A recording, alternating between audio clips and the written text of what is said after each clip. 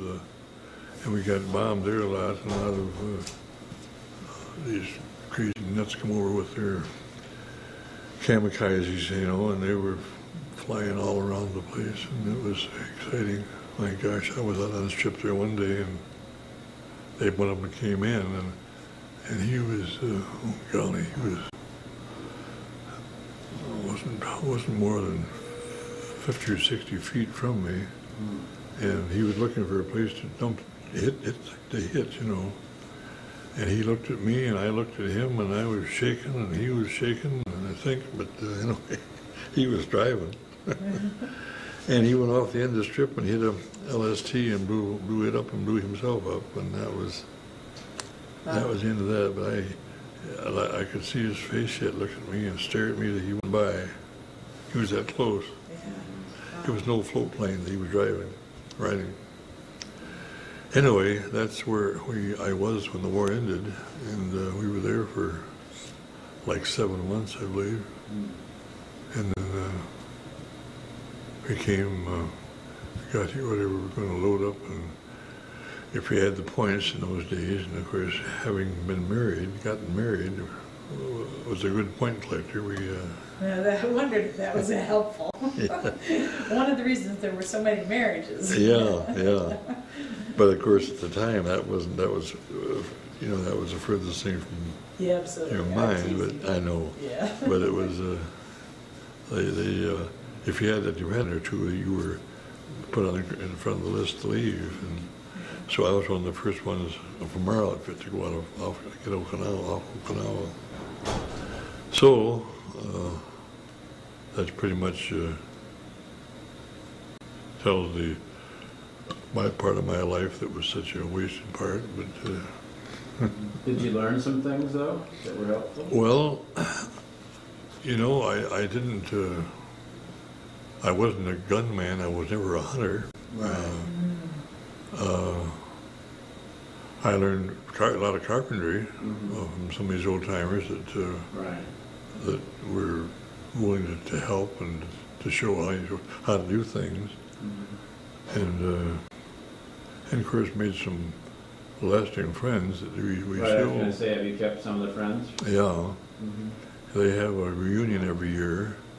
36 does. They had one this past year in St. Louis, and 4 years ago I was chairman of one, and we had one in Petoskey, and we had a nice group at the Holiday Inn, and that turned out to be real interesting. And they saw the bridge for the first time, and they saw some of them gambling for the first time.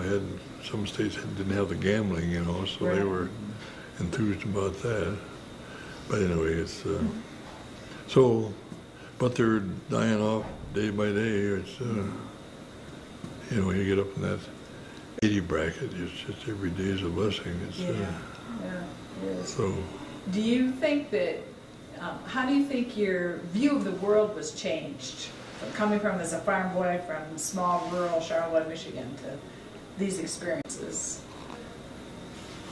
Hold your question again now. How do you think do you think your view of the world was changed much after having been kind of sheltered here in Charlevoix? Well, of course, I never dreamed of ever getting out of Charlevoix County before, you know. It was so that part of it was certainly a whole new section of life that you just wouldn't have been part of, wouldn't have seen, you know. How does the war kind of sit in your life? You know, do you think about it much? Well, there's times, a loud bang will make me just almost flip. I've often remembered we were on the Russells, and the Japs used to come down from Rabaul at the time and headed for Guadalcanal and to bomb, and always at night. And if they couldn't get into the canal, they'd come back to the Russells and drop these darn bombs. Well, this one night they were real close. It just bang, bang. And one of my roommates, his name was, he was in World War I, in fact, but his last name was Dugas. Funny little fella. And anyway, when everything had cleared, we got the all clear. Why, no Doogie, he didn't show up. So I started hollering for Doogie and to see, you know, maybe he'd gotten hurt or something, but nothing, no reply. So before long, why, I heard him hollering, Tom, Tom. He was hollering for me, and I said, here, over here. So he came, it was because it was darker than pitch. And I said, where in the world you been? Where you been? He said, I've been coming back ever since that bomb went off. He never stopped running. He just went. But he was coming back ever since it went off. I thought that was kind of cute. Little Doogie. That was a good way to put it. Yeah, it was. So there was a lot of humor through the years, and you know, you can think of spots where we're, and you met a lot of wonderful, wonderful people. A lot of hard work, a lot of mud, a lot of sweat, but everybody went through it. It was in part of it, you know. It's everyone said, "Boy, I wouldn't want to go down those islands where it was so hot." Well, I wouldn't want to go to Germany where it was so cold either. So you know, it's just whatever. Did you ever get sick yourself? You said a lot of people had. No, I never did. But some people got this malaria 2 and 3 times, but I never did. That's amazing. Never did, yeah. But a lot of them did. They got it more than once, and they were sick too. They took these yellow tablets, Autobahn tablets, something like that, as I recall. And as you went in the chow line, why, the guy was right there with him. I said, open your mouth up, and he'd pop it in your mouth.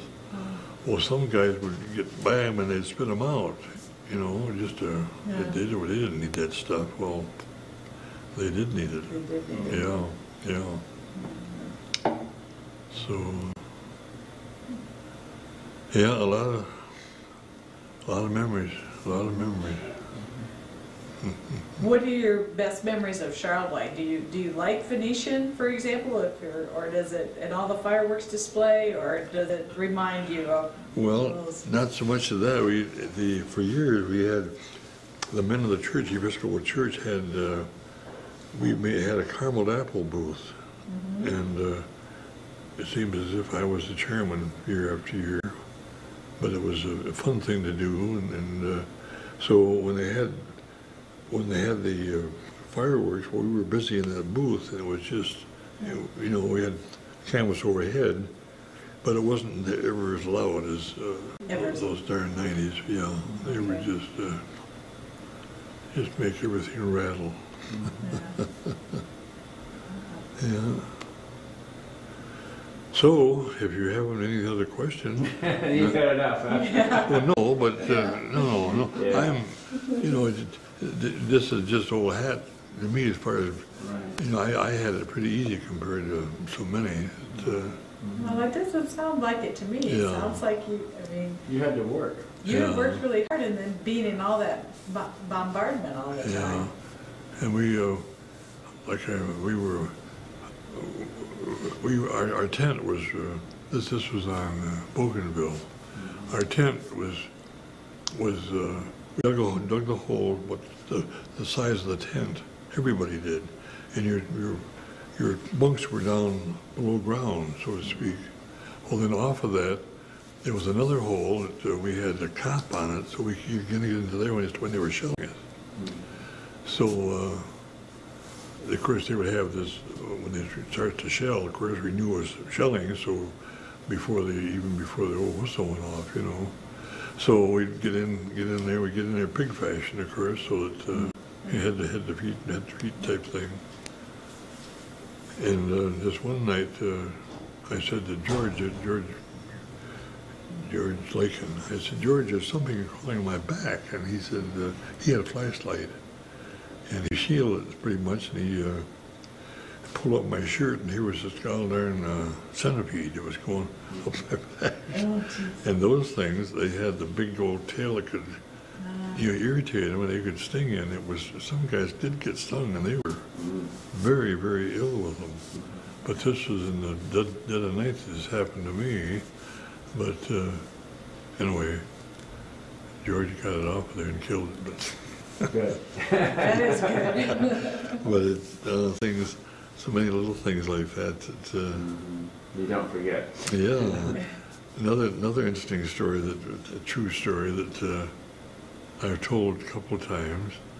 One of my friends, he was from Terre Haute, Indiana, and I can't speak his name right now, but anyway, he got a letter from a friend of his back in Terre Haute asking him if he would go to the cemetery and take a picture of the grave of their son, who had been killed. He was a paratrooper in the Marine Corps, killed on the island, on one of the skirmishes there in Bougainville.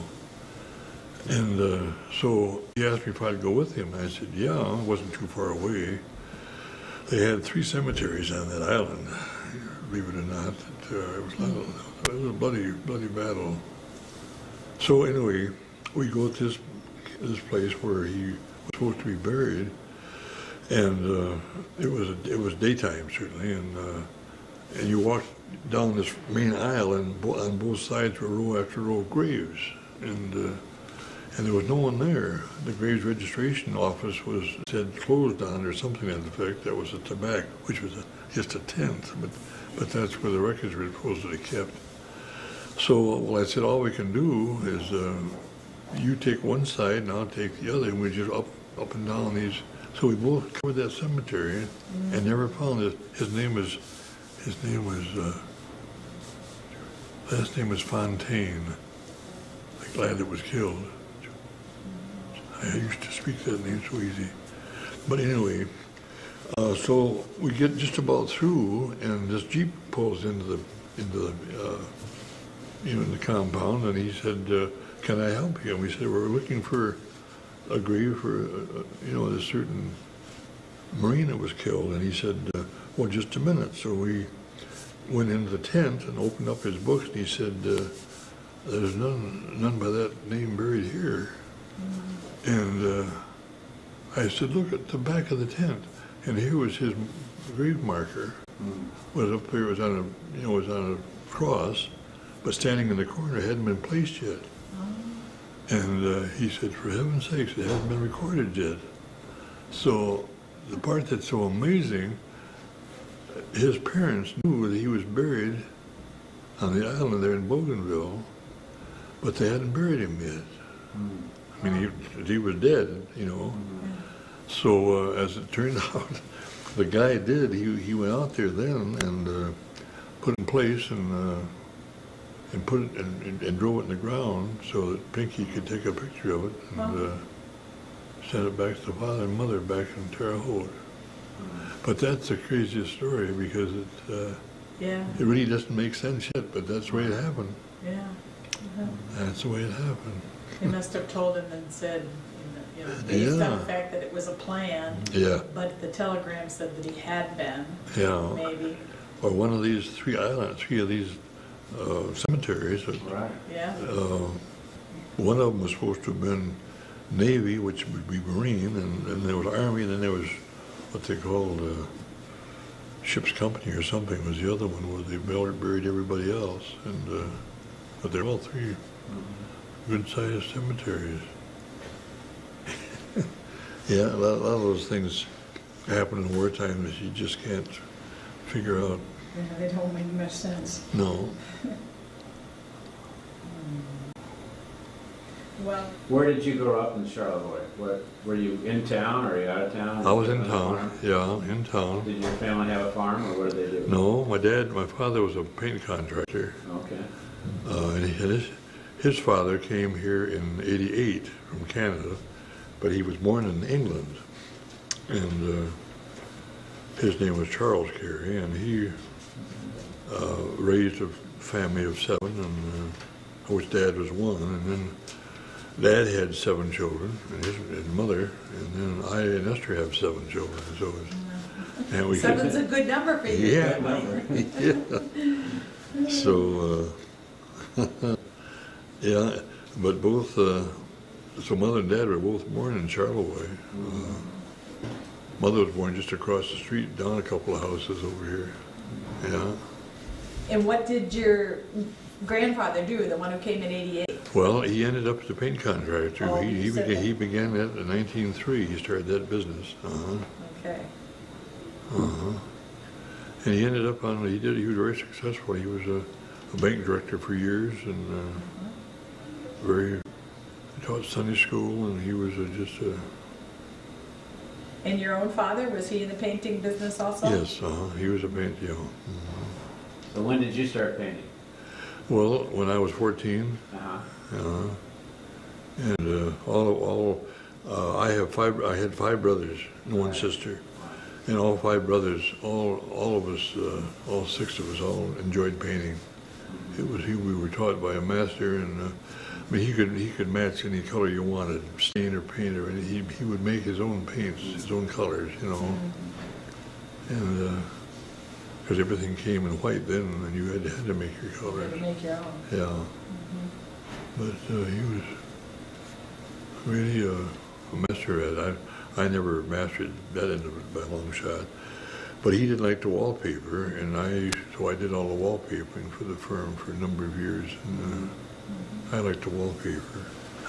I was painting with him, and the plan was that I would take over the other boys. All went to college, all the other 5. And I was just lucky to get out of high school, so I knew there was no chance to go into college. Anyway, we were painting downtown in the store one day, and wintertime, snow was real deep, and the door was locked from the front because everything was all draped inside. Just Dad and I were painting in there. And there was a knock on the door, and I could see through the glass that it was, a man was there. And I had said to him, "You can't come in. We aren't in business. We're just painting everything." He said, he said, "Are you Tom Carey?" And I said, "Yes." He said, "I want to talk to you." And so I opened up the door, and he came in, certainly, and he was from Standard Oil. And he said, "We're looking for a new agent for Charlevoix, and you've been recommended to take the job." And of course, that was just a whole new world.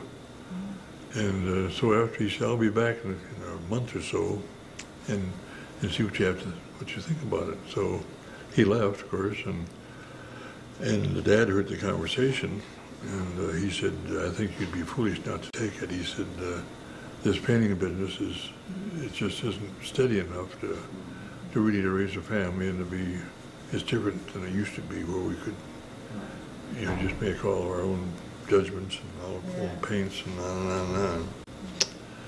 So I went with Standard Oil then, and I was with them that would have been 1950, and I left them in 62 and formed my own company, Carey Oil Company, with Total. And we had bulk plants in Mackinac City and Petoskey and Charlevoix and agents. And we had the Firestone franchise and some other things that went with us. So we were, working out just fine. So then I sold that to Total, and about 10 years later, and so I was retired basically, but you couldn't retire. I wasn't that old. I had to have something to do, so I called a supply company. They used to call on me. It sold petroleum equipment, dispensing equipment. Horner Equipment was the name, down out of Saginaw.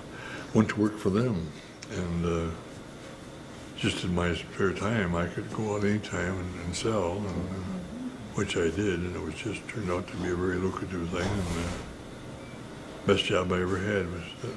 Was it with them? Was it? Yeah. I had everything north of Grand Rapids. I could call on anybody I wanted to that would be, county road commissions and school bus garages, and of course petroleum jobbers too. They were the big users.